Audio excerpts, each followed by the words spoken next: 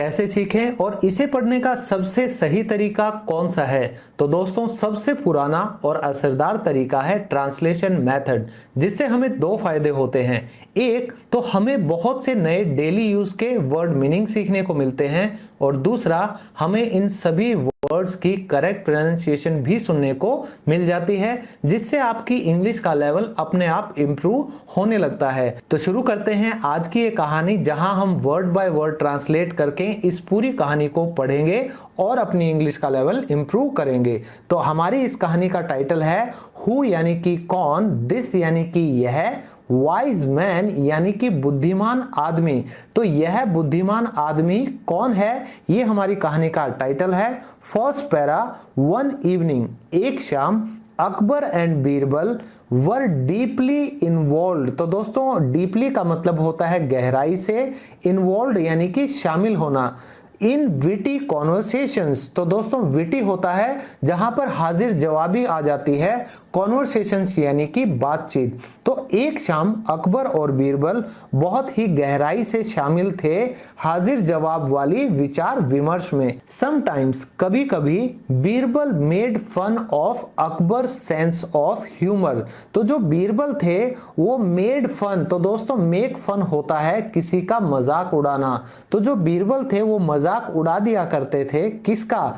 अकबर की sense of humour का, यानी कि जो उनकी समझ यानी कि सेंस थी मजाक की, उसका मजाक कौन उड़ाता था? कभी कभी बीरबल उड़ा देते थे।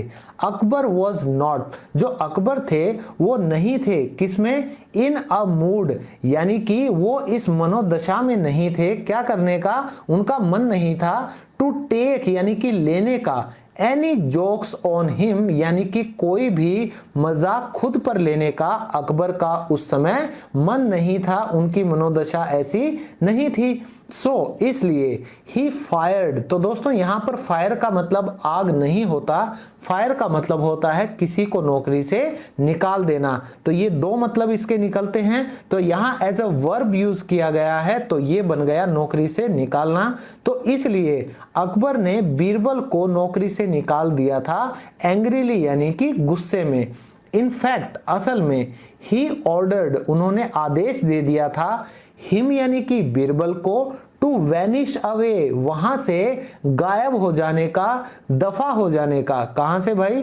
फ्रॉम आगरा यानी कि आगरा से। तो अकबर की जो मनोदशा थी वो कोई भी मजाक खुद पर लेने की नहीं थी, इसलिए उन्होंने गुस्से में आकर बीरबल को नौकरी से निकाल दिया था।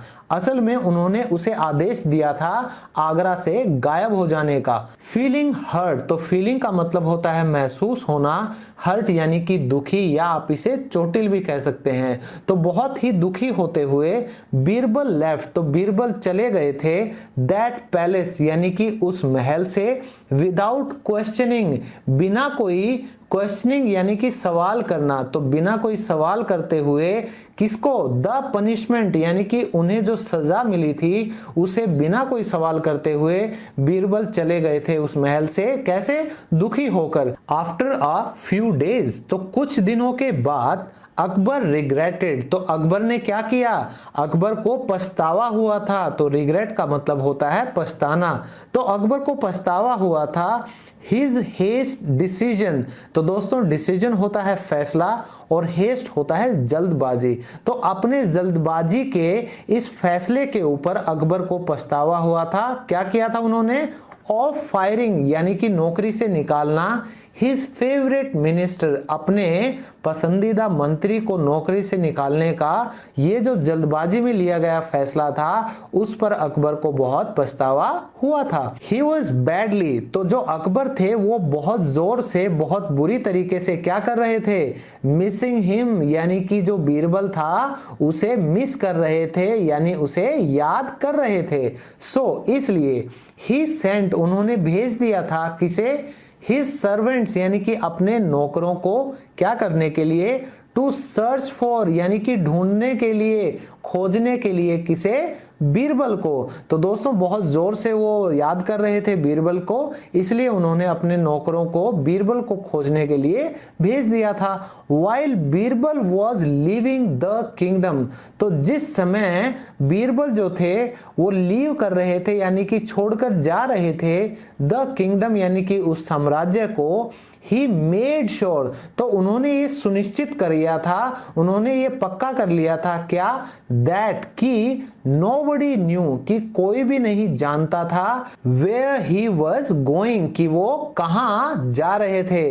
तो साम्राज्य छोड़ते समय बीरबल ने ये सुनिश्चित कर लिया था कि किसी को भी नहीं पता होगा कि वो कहां जा रहे थे। देन वन डे, तब एक दिन, अ सेंट यानी कि एक जो संत थे, विजिटेड, वो पहुंचे थे कहां पर, दी एम्परर यानी कि सम्राट के पास पहुंचे थे, विद 2 ऑफ हिज डिसाइपल्स। तो दोस्तों डिसाइपल का मतलब होता है शिष्य, तो 2 अपने शिष्यों के साथ तब एक दिन एक संत सम्राट के पास पहुंचे थे।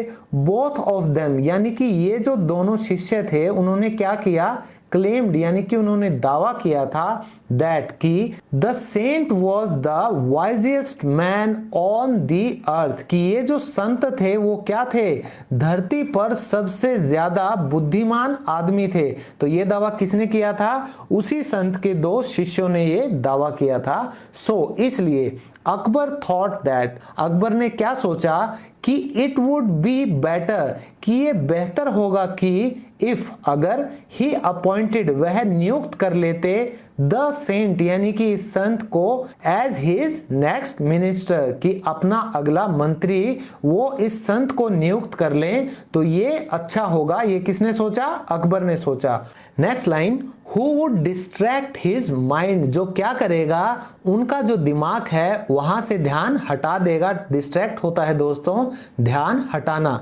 बट अकबर, लेकिन जो अकबर थे, wasn't simply going to tell him, वो क्या नहीं करने जा रहे थे, वो सीधे तरीके से, बहुत आसान तरीके से उन्हें नहीं टेल यानी कि बताने जा रहे थे, क्या करने को, टू टेक द चेयर यानी कि कुर्सी लेने को, किसकी कुर्सी, किसकी जगह लेने को, ऑफ हिज फेवरेट मिनिस्टर। लेकिन अकबर अपने पसंदीदा मंत्री की कुर्सी को उसे आसानी से लेने को नहीं कहने वाले थे। ही डिसाइडेड, उन्होंने क्या फैसला किया था, टू टेस्ट हिज विट यानी कि परीक्षा लेने का, किसका, हिज विट यानी कि उनकी बुद्धि का, एंड सी, और ये देखने का, if the Saint was good enough, क्या वो जो संत हैं वो सच में ही इसके काबिल हैं कि जितनी तारीफ उनके शिष्यों ने की थी। नेक्स्ट पैरा, अकबर आस, तो अकबर ने कहा हिज अदर मिनिस्टर्स, अपने बाकी मंत्रियों को, टू आस्क द सेंट यानी कि उस संत से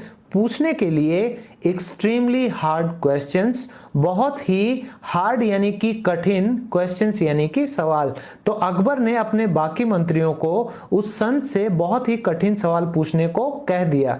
इफ ही मैनेज, तो अगर वह यानी कि जो संत है वह कर पाया क्या, टू आंसर देम करेक्टली, उन मंत्रियों के सवालों का सही उत्तर देने में वो समर्थ हो पाया, देन तब ही वुड बी अपॉइंटेड, उसे नियुक्त कर दिया जाएगा एज द मिनिस्टर यानी कि मंत्री के तौर पर। अगर वह संत उन सबके सवालों का सही जवाब देने में समर्थ हो पाता है तब उसे मंत्री के तौर पर नियुक्त कर दिया जाएगा। द फर्स्ट मिनिस्टर, जो पहला मंत्री था, आस्क्ड यानी कि उसने पूछा था, who is man's best friend on the earth, यानी कि इस धरती पर आदमी का सबसे खास दोस्त कौन है, हिज ऑन गुड सेंस, उसकी अपनी अच्छी समझ। ये जवाब दिया किसने, द सेंट यानी कि उस संत ने।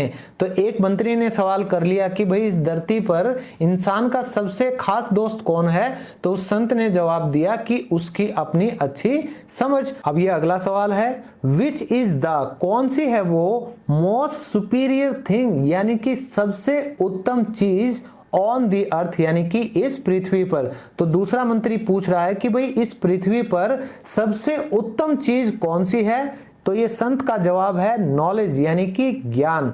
Which is the deepest trench in the world, कि इस